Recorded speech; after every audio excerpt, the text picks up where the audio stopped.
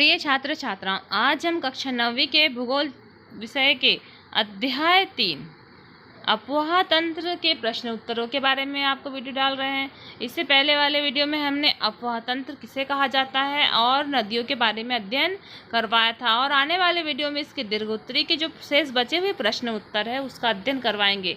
लगातार इन वीडियो को प्राप्त करने के लिए आप इस चैनल को सब्सक्राइब करें, लाइक करें, शेयर करें, बेल आइकन दबाएं ताकि जितने भी वीडियो डाले जाएं उसकी नोटिफिकेशन आप तक तुरंत पहुंच जाए। तो देखिए कि अफवाह द्रोणी किसे कहा जाता है।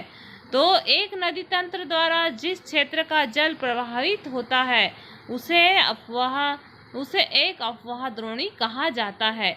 जल विभाजन किसे कहते हैं? पर्वत या उच्च भूमि दो पड़ोसी अफवाह द्रोणियों को एक दूसरे से अलग करती है। इस प्रकार की उच्च भूमि को जल विभाजन कहा जाता है। अगला प्रश्न, भारतीय अफवाह तंत्र को कितने भागों में बांटा गया? तो भारतीय अफवाह तंत्र को 2 भागों में बांटा गया है, हिमालय की नदियां और प्रायद्वीप की नदियां। अब हम देखते हैं कि हिमालय से निकलने वाली नदियां, तो हिमालय से निकलने वाली नदी है सिंधु नदी तंत्र, गंगा नदी तंत्र और ब्रह्मपुत्र नदी तंत्र।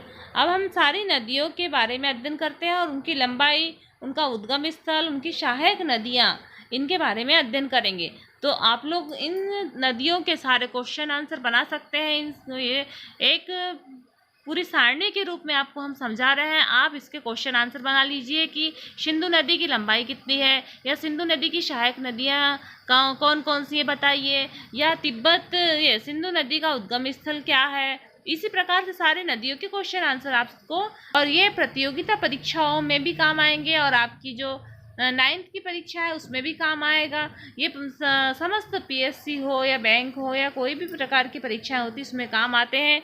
और ये आप यदि राष्ट्रीय प्रतिभा खोज की परीक्षा देना चाहते हैं तो उसके लिए भी बहुत अच्छे नोट्स है। तो देखिए सिंधु नदी का उद्गम स्थल, तो सिंधु नदी तिब्बत के मानसरोवर के पास से निकलती है। इसकी लंबाई 2900 किलोमीटर है।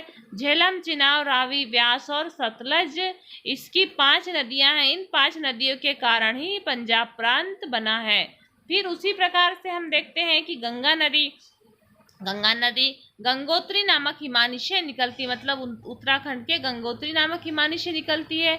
इसकी लंबाई 2500 किलोमीटर है और इसकी सहायक नदियां यमुना, घाघरा, गंडक और कोसी है। अगली नदी है ब्रह्मपुत्र नदी। तो ब्रह्मपुत्र नदी कैलाश पर्वत के मानसरोवर झील के निकट इसका उद्गम स्थल है और इसकी लंबाई 1400 किलोमीटर है और इसकी सहायक नदियां हैं दिबांग, लोहित, धनश्री, कालांग, और बांग्लादेश में इसे पद्मा, मेघना और जमुना के नाम से जाना जाता है। ये थी हिमालय की नदियां। अब हम देखते हैं प्रायद्वीपीय नदियां। तो प्रायद्वीपीय नदी में नर्मदा देखिए, तो नर्मदा का उद्गम स्थल अमरकंटक पहाड़ी से है और अनूपपुर जिला है और मध्य प्रदेश में है। इसकी लंबाई है 1312 किलोमीटर। इसकी सहायक नदियां हैं शेर, शक्कर, कानन और हथनी और तवा, ऊटी, बरना, और ये लास्ट में अरब सागर में गिर जाती है। तो नर्मदा नदी कहाँ गिरती है? अरब सागर में। नर्मदा नदी के ऊपर जबलपुर में के निकट भेड़ाघाट में धुआंधार जलप्रपात बना है। तो धुआंधार जलप्रपात किस नदी पर है? तो नर्मदा नदी पर है। एक क्वेश्चन ये भी आता है कि जबलपुर शहर किस नदी के किनारे बसा है? तो जबलपुर शहर नर्मदा नदी के किनारे बसा है। फिर भेड़ाघाट में कौन सा जलप्रपात है? तो धुआंधार जलप्रपात है। अब हम अगला देखते हैं ताप्ती। तो मध्य प्रदेश के बैतूल जिले की सतपुड़ा की श्रृंखला से निकलती है, मतलब मध्य प्रदेश के बैतूल जिले के मुल्ताई नामक स्थान से निकलती है और इसकी लंबाई है 724 किलोमीटर और ये लास्ट में खंबात की खाड़ी में गिर जाती है। तो कहाँ गिरती है? खंबात की खाड़ी में। अगली नदी हम देखते हैं गोदावरी नदी। तो गोदावरी महाराष्ट्र के नासिक जिले में पश्चिमी घाट से निकलती है। इसकी लंबाई है 1500 किलोमीटर। पूर्णा, वर्धा, प्राणहिता, मांजरा, बेनगंगा और पेनगंगा इसकी गोदावरी नदी की सहायक नदियां हैं और यह बंगाल की खाड़ी में जाकर के मिल जाती है। फिर हम देखते हैं कि महानदी। तो महानदी कहाँ से? तो छत्तीसगढ़ राज्य, छत्तीसगढ़ की उच्च भूमि के सिहावा नामक स्थान से निकलती है और इसकी लंबाई कितनी है? तो 858 किलोमीटर है। उसी प्रकार से हम देखते हैं कृष्णा नदी।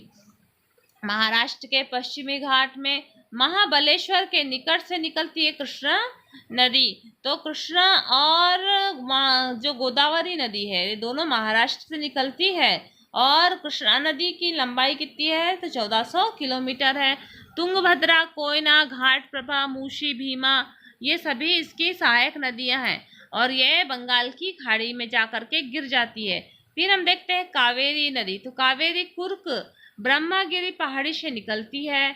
तो कर्नाटक के कुर्क स्थान पर ब्रह्मगिरी पहाड़ी से निकलती है और इसकी लंबाई है 760 किलोमीटर। अमरावती और भवानी, हेमावती और कार्बिनी इसकी सहायक नदियां हैं।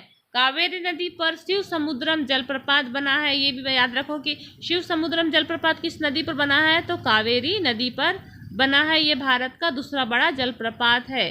और हम फिर कुछ महत्वपूर्ण बिंदु या छोटे छोटे क्वेश्चन देखते हैं। विश्व की सबसे बड़ी अफवाह द्रोणी, तो वो है अमेजन नदी। भारत में किस नदी का अफवाह द्रोणी सबसे अधिक है? तो गंगा नदी का है।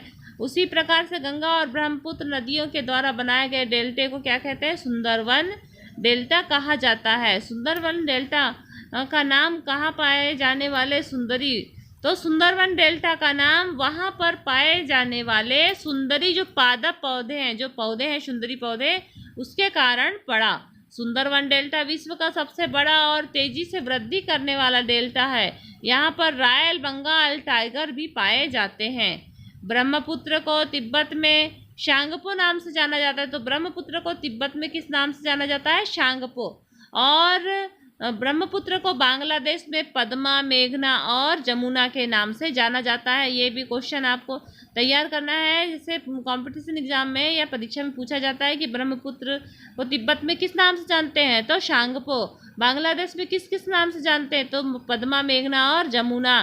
तो एक दे देगा किस नाम से नहीं जानते, तो अलग से एक नाम दे देगा उसमें से। तो आपको ये 3 नाम मालूम होना चाहिए किस नाम से जानते हैं। दक्षिण की गंगा किसे कहा जाता है? तो गोदावरी नदी को कहा जाता है। शिव समुद्रम जलप्रपात किस नदी पर बना है? तो शिव समुद्रम जलप्रपात कावेरी नदी पर बना है। भारत का सबसे बड़ा जलप्रपात कौन सा है? तो ये है जोग जलप्रपात है। 5 नदियों के प्रदेश को क्या कहा जाता है? तो 5 नदियों के प्रदेश को पंजाब कहा जाता है। अब हम पूरे प्रमुख झीलों के बारे में। उलर झील, उलर झील किस राज्य में है? तो जम्मू कश्मीर राज्य में है। मीठे पानी की झील है। लोनार झील महाराष्ट्र में है। चिल्का झील उड़ीसा में है।